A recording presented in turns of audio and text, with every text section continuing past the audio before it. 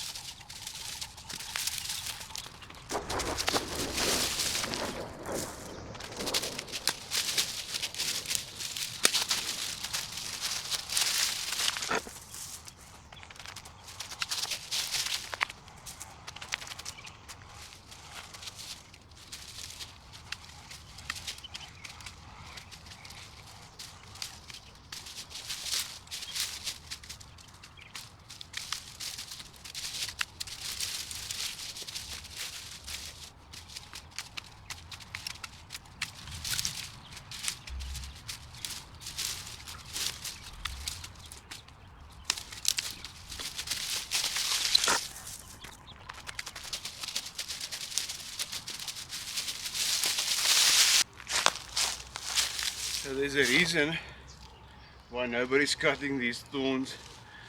Look how cut up I am. My legs as well. I'm gonna see how much I can do.